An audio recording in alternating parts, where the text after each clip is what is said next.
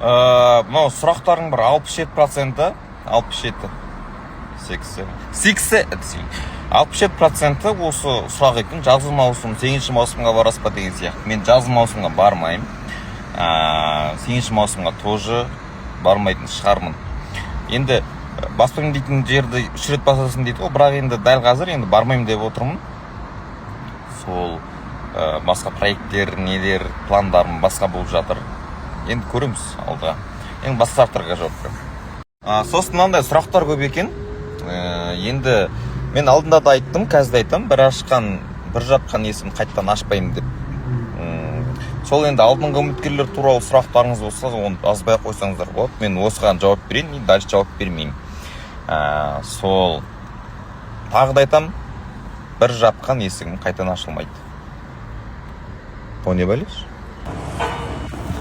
Ал қалайсыздар? Күн жарық болсын, бәрі жақсы ма? Мені жоғалтып алған жоқсыздар ма? Жалпы лайф сторисқа шықпағалы көп болып кетті. Қосаяқтан кейін кішкене андай бір ұмытып та кетесің ба ондай нәрсені ше. Бірақ енді шығып тұрамыз, жиі шығып тұруға тырысамыз. Сол нәқа енді бір сұрақтар қойып кетейін, сұрақ жауап болсын. Сұрақ қойыңыздар, мен жауап берейін. Одан кейін бүгін бүгін кешкі сағат 8-де рилс салам. Рилсті көре кетіңіздер. Алда әлі жақсы контенттер болады, жіберіп болмаңыздар. Сосын мынандай сұрақтар көп екен.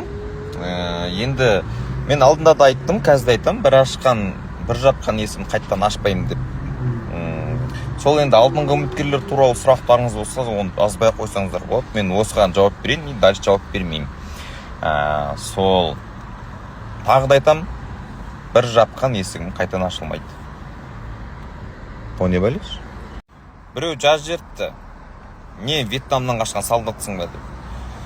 Несі бар кепканың, жап-жақсы кепка? Бұйырмаған путевканы хотя бы осылай не істейді деп. Ладно, оғыл жайлы ештеңе айтпай қойын. Не ғой? Мынау кепка ең ыңғайлы кепка, мен кигенше. Вьетнамнан әкеп берді маған тәтем. Ең ыңғайлы кепка, кайф, басқа да неге де ыңғайлы тұрады. Кішкене былай енді күн несіп кеткен болмаса, жұмысқа рахат.